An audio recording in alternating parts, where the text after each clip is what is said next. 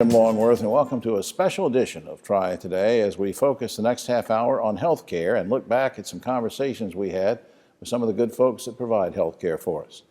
Let's watch. This may be the most important visual aid I've held up in my 50 years of doing television because we're going to try to make everybody more aware of these signs and symptoms of stroke, and an expert is with us to help us do it. Right next to me, Dr. Jason Edsall's Chief Medical Officer and Emergency Department Physician at Northern Regional Hospital. Thanks for coming down. Thank you for having me, sir. Let's go through this, okay? Yes, sir. All right, now we can see that it spells out be fast. We're going to tell you why you need to be fast about recognizing these signs, but let's go through each letter. B, there's an indicated on the little cartoon there of balance. What does that mean?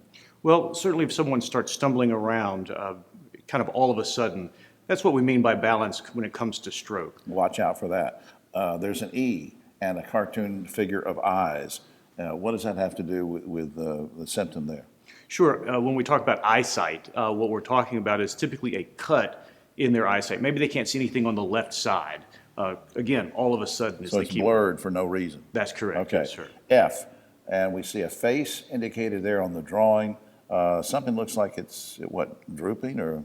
That's correct, yes. One side of the face may be drooping down and they can't make a smile, sort of like the Mona Lisa. Okay. Now, A is indicates arm, but I guess this could also mean a leg as well, but A for arm. What are we talking about, some kind of weakness or what? That's correct. You would see a droop on one side of the arm. They couldn't hold it up as good as they hold up the one on the other side. All right. S for speech. A slurred speech pattern. Maybe they repeat things over and over again. Maybe they slur their words together. Right. Now, the final one is T for time, and the indicator on the little drawing there is time to call 911. My question to you is, why do we need to be so quick? Why is time so important? Well, our interventions for stroke are really time-based. The best interventions we have, things like clotbuster drugs, have to be given within 3 to 4.5 hours of the onset of symptoms. There are new and exciting new strategies to treat strokes that go out as far as 24 hours, but the quicker, the better. Millions of nerve cells die every moment that the brain is without blood. So time is of the essence. And that's why I think this, and I want to thank you and Ashley and the whole team for providing me with this, because I didn't want to just flash up something electronically for a second. I just thought it was good to keep reminding folks about these symptoms and what to do for it. Let me ask you, does stroke affect everybody the same? I mean, is it more women than men, black than white, young than old? Well, it can affect anyone of any age. However, we do see a prevalence in older folks, especially women. Anything I can do, I want to put you on the spot, we didn't rehearse this, but is there anything that folks can do to maybe prevent getting a stroke later on? Absolutely. Quit smoking. Control your diabetes, control your high blood pressure, ask your doctor about treatments for high lipids in your blood, like high cholesterol. Yeah. Those things can help modify your risk for stroke much later in life. Make regular visits to the doctor, get the blood test. And boy, I appreciate you taking time to do this, and I know you are seriously a lifesaver, and I appreciate all the work you do for folks, and thanks for coming down and doing this. Thanks for giving us the opportunity, sir. All right, Doc. Here up on screen, choosenorthern.org is the website, choosenorthern.org. We'll be right back. Back now on Triad Today. I'm so glad we can spend a few minutes with this guest. She's been with us before, and we're always glad we can steal a few minutes of her time because she does so much for so many people. And we're welcoming Christy Sharpa, who is Senior Director of Practice Management at Mountain Valley Hospice and Palliative Care. Welcome, Christy. Thank you. Thanks for coming back. Appreciate it. Just for folks that maybe didn't see you on the program some months before and aren't familiar, maybe they just moved into the area, how would you describe what the Hospice Advanced Cardiac Care program is all about?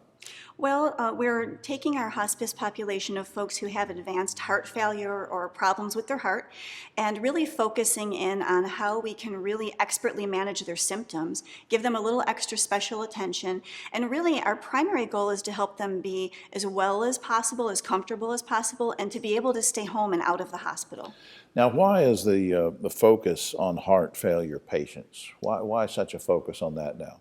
Because heart failure is the #1 leading cause of death across America, and so many of those patients miss out on their hospice benefit. So we're really working hard to bring attention to that and help these people get the care that they need and live as long and well as they can. I mean, since you mentioned how widespread this problem is, who among that group is qualified to get into your program? So certainly patients who are appropriate for hospice care who have been optimally managed by their cardiologist with the appropriate medications, but they're still finding themselves in and out of the ER and having a lot of symptom burden, trouble breathing, chest pain, fluid buildup, things like that, where they're really losing a lot of life quality. And we can help manage that and navigate that a bit. Now, you mentioned a cardiologist or their own doctor, so I'm going to just ask you this straight out. If someone is under your care for hospice and palliative care, can they still continue to work with their own cardiologist? They can, yes. There's times when folks find that that doesn't become necessary anymore. There's a partnership there.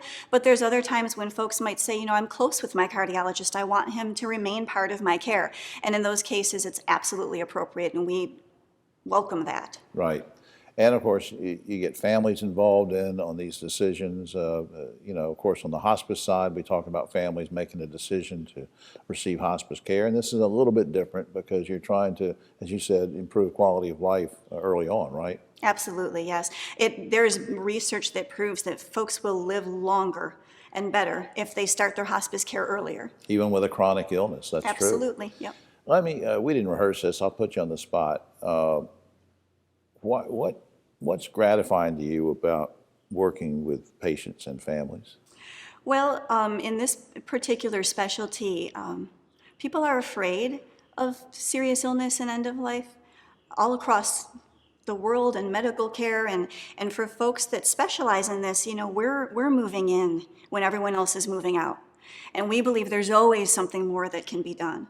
And so to see people genuinely live longer and better and meet those goals in life, and if it is their final chapter, to close it in a meaningful way with their family, there's nothing else more gratifying. Well, I just think what you're doing is great. I want to, before time gets away from me, I want to put this up on screen. www.mtns, it stands for Mountain, of course, valleyhospice.org, MTN, mountainvalleyhospice.org, or you can call 888, which is a toll-free number, 789-2922. That's 888-789-2922 to get more information for you. If you're someone who has a loved one with a chronic condition or qualifies on this, you can get in touch with them through that number. But check out the website and read about that too. And of course, you have the new Winston-Salem office that's helping with people if they want to meet there. And I just thank you for all you're doing for so many people. Thank you so much. All right, you're going to come back sometime? Yes. All right, we'll be right back. Is in sort of getting back to shape and doing more activities, but doing it safely and doing it without getting injured. And if you do get injured, what do? We have a gentleman that's going to help us with all those topics. Next to me, Dr. Steve Lucy, orthopedic surgeon, among other things, wears many hats. Wake Forest Baptist Health. Welcome to the program. Thank you. Thanks for having me. First of all, let's remind folks what sports medicine entails, because we're going to mention that throughout the segment. Sure. Sports medicine, really generally speaking, is just caring for athletes, but it's athletes of all ages. The difference would be if I have just a general orthopedic patient that's not an athlete at all, you might devise one treatment plan, but if it's an athlete, then you have to factor in the return to sport. There's usually more aggressive nature to those patients, and so really the sports medicine aspect comes into really taking that treatment plan and shifting it with a goal in mind of return to sport, return before the season starts, factoring those seasons in. But you don't have to be a professional or seasoned athlete to get help in sports med, though, right? Absolutely not. No, we pride ourselves in taking care of athletes from young children to people in their 80s that are still active. Yeah. How about me? I was active 60 years ago. You're still an athlete. Yeah. All right. What are some common everyday injuries? We'll get into some things related to the pandemic and coming out of the pandemic, but the everyday injuries that you would treat anyway. As a knee specialist, I see a lot of knee injuries, obviously, cartilage tears, things like that are just kind of run-of-the-mill that can happen with just a twisting injury, from CrossFit to boot camp class to tennis or anything else. But a little bit more broadly in orthopedics, there's a lot of overuse injuries in children, younger athletes, and there's a lot of, let's just call it degenerative overuse as we get older, you could run 5 miles 30 years ago, but 5 miles now may feel very, very different to your patella tendons. Right. And so sometimes we see the overuse just because people are aging, their tendons are aging, and they get inflamed. As we try to come out of this pandemic, and we're still sort of in the throes of it, but we're doing better because of vaccines. But more and more people are starting to get outside. The weather's getting better. So as we increase activity, what are we going to have to be careful of? What injuries are we likely to experience? Right, so it is very, very common to see injuries for people going from a period of relative inactivity, which COVID obviously has been that for just about everyone, to a period of much increased activity. So a classic example would be the football player kid that shows up with 2-a-days or 3-a-days in August after not doing a whole lot during the summer, and they come in with tendinitis or this or that. So it's kind of a corollary to COVID, where a lot of people are coming out of quarantine and they're really just so thankful to see some sun, and they go out and they start running a bunch of miles or doing something very, very aggressive. So the key really is just to graduate into that and be progressive with your activity level and be very, very realistic and have a plan and not try to do it all at once. Right, and the same thing with the casual person who said, well, before the pandemic, I would go and jog for 3 miles, and then they go right out there and try the 3 miles right after their first time out. So and then they walk into my office. yeah, they walk, they crawl into you. They have to be carried into your office. You sent me an email one day that referenced a comprehensive team. You use the term comprehensive team when it comes to your sports med program. What do you mean? So, Wake has every level, every piece of that team, and many of them across the Triad. And so, you might have your orthopedic surgeon at the top, but really we're actually the bottom of a funnel, where if it's a surgical, situation, we have to get involved. But there are physical therapists, athletic trainers, nurse practitioners, physician assistants, a lot of people that see those patients, touch those patients, and then, of course, diagnose those patients, and then out of that diagnosis is a treatment plan, and you've got a whole team of folks. Yeah, of course, people see, when they drive by the interstate and everything, they see the main campus there, Wake Forest Baptist Medical Center, and they say, oh, well, I guess, Dr. Lucy must be talking about he's got a sports med clinic right next to the hospital, but you guys are a lot of different places. So we have offices all over the Triad and beyond, and that relationship is growing with our relationship with Atrium down in Charlotte, but my office is in Greensboro. We have offices in Randolph County and Asheboro, High Point all the way up, Wilkes County, North Wilkesboro. So Wake Forest footprint in the Triad is quite large. All right, up on screen, this will get you some information, wakehealth.edu/sports medicine. Try that out, wakehealth.edu/sports medicine. Dr. Lucy, thanks for all you do in helping people. Will you come back sometime? Absolutely. All right, we'll be right back. Triad Today, and I want to spend the next few minutes on a serious topic and understanding more about Alzheimer's, and we have an expert that's going to help us through that. On my immediate right, Tiffany Ann Sheldon Morris. She's a psychologist with Novant Health Memory Care. We welcome you to the program. Thank you. By way of Berkeley, California, well-traveled, and most folks know about Heart Month, and they know about Breast Cancer Month, but June is Alzheimer's Awareness Month. It doesn't get much attention. Why is that? I think, to be honest, it's because of, quite frankly, the aging perspective in this country. So if there's a lack of attention on Alzheimer's Awareness Month, that unfortunately may reflect a little bit of our national priority.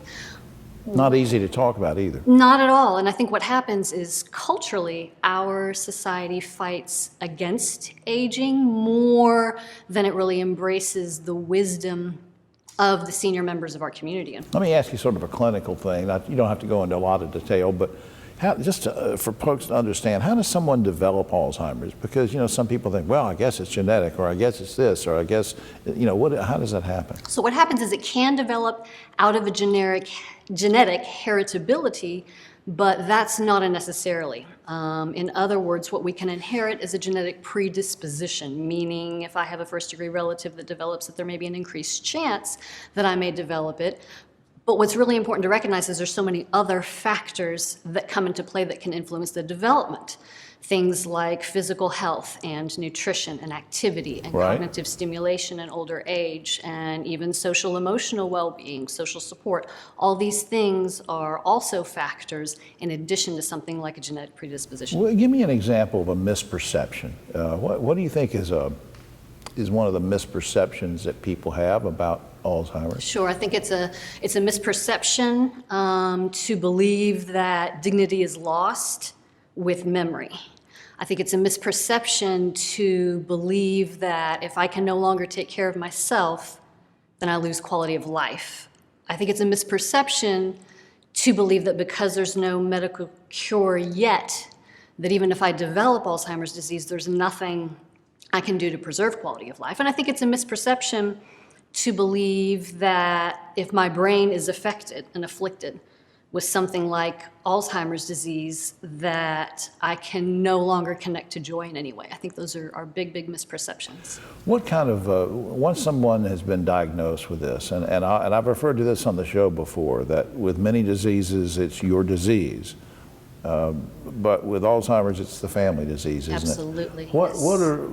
What are resources that might be available to families if they just found out? Sure. So our local community is replete with a lot of really, really good resources. The state of North Carolina, the Department of Health and Human Services, the Aging and Adult Services Division is an umbrella under which there are lots of services directly relevant to what we're speaking about because of the gamut that it spans. So we're talking about things like day services, placement services, adult protective services when that's needed, counseling services, care partner support is absolutely critical.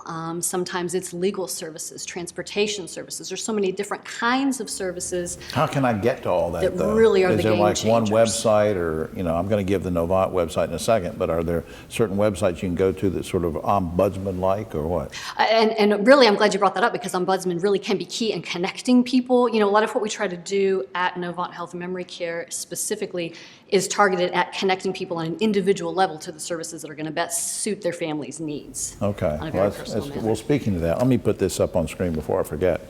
NovantHealth.org is the general website, which gives you lots of great information.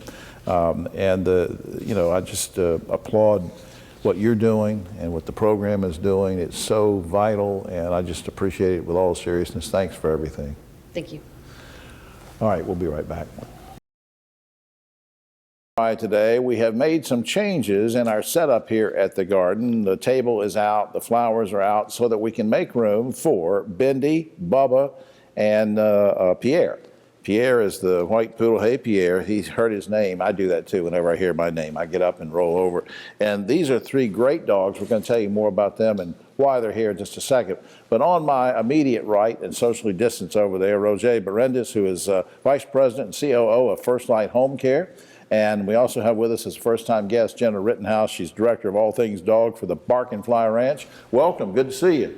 Glad to be here. I'm going to start, Roger. What are some of the emotional and mental benefits to people when they interact with dogs? What are the benefits? The benefits is they immediately relax. They come up to them and even unconsciously they start petting them, and you can see their demeanor calm down. So that helps and me they with the change. stress and the mental and emotional, and also physical benefits? It's because if you don't have stress and things of that nature, you feel better. Right. Because when you get all excited and nervous and everything, that affects your heart, it affects your breathing, and a lot of other things that are going on. And Pierre is being trained, I believe, to do therapy work, and especially for seniors and others. Bendy has done some, and Bubba is just Bubba. Bubba is... Anyway, Jenna, what is the, I need to ask you, what is the Bark and Fly Ranch, very quickly? What is that all about? The Bark and Fly Ranch is a boarding, grooming, day camp training facility in High Point, North Carolina. We're smack dab in the middle of the Triad, so we are your universal one-stop shop for all things dog. And as I mentioned, now Bendy has done some therapy work, right? Bubba has, yes. Bubba has. Yep, Bubba Gump. He went through the CDC certification. Bubba, say hello. He says, I'm shy today. Go say hello. Come here, Bubba. Come here. Boy. Yeah. You're being talked about. Yeah. But he once upon a time did some therapy work. We've retired him a little bit. He's on the older side, but and Bendy is actually a freestyle frisbee dog. But Okay. Bubba Gump went through the certification when I was in Charlotte. He did a phenomenal job. What's the difference, Jenna, between a therapy dog, a service dog, and a support dog? Because those terms get mixed and bumped around a lot. They do. They often get interchange, and they could not be far from different from each other. Service dogs are trained and bred for specific purposes, whether it's bracing dogs, so people in wheelchairs can physically use the dog to get up out of things, to allergy alert dogs, to obviously you have your PTSD and those dogs that have done work with veterans. An emotional support animal is one that has to be prescribed through a psychiatrist. Right. So generally, those are the ones that, with a pre-existing, whether it's anxiety, depression, you name it, disorder, if the healthcare professional deems appropriate, then that, as opposed to a therapy dog, is trained to go through the Canine Good Citizen, the AKC Canine Good Citizen training to be able to go into those homes like Mr. Berenda's has and provide emotional support. And you can do all this training from your place, right? I can do, yes, I can do the therapy dog as and also the ESA. Roger, let me ask you, because you and I are both senior citizens. And so why in particular are therapy dogs and dogs in general good for senior citizens? Because they give them something to focus on. They give them something to focus on besides their own ailments. Too many seniors are living with a spouse of the same age, right, and not around a lot of other outside people, a lot of other interaction with them. They have interaction with them, so it gives them something to feel good about themselves. They're feeling valuable, and it helps relax them and keep them calm down. And give us a responsibility, because at 5 every morning, our two poodles, they come to me and they want to eat. So I've got the responsibility there. And it forces you to get up. Yeah. It forces you to get up in the morning. Unlike Bubba Gump, who's forced to just lay down there. Bubba Gump's been doing what a lot of my guests do. He's just sleeping through the interview. All right, up on screen, firstlighthomecare.com. Please check that out. They do great service in helping people with health care in the home. And also a plug for barkandflyranch.com, or you can call 931-0909 to get to Jenna. For both of you, thank you so much for what you do. I really appreciate you coming. Well, thank you for having us. All right, and thank you to Pierre and to Bendy and to Bubba Gump, who is still sleeping. Well, that's all for this special edition of Triad Today. I'm Jim Longworth. We'll see you next week.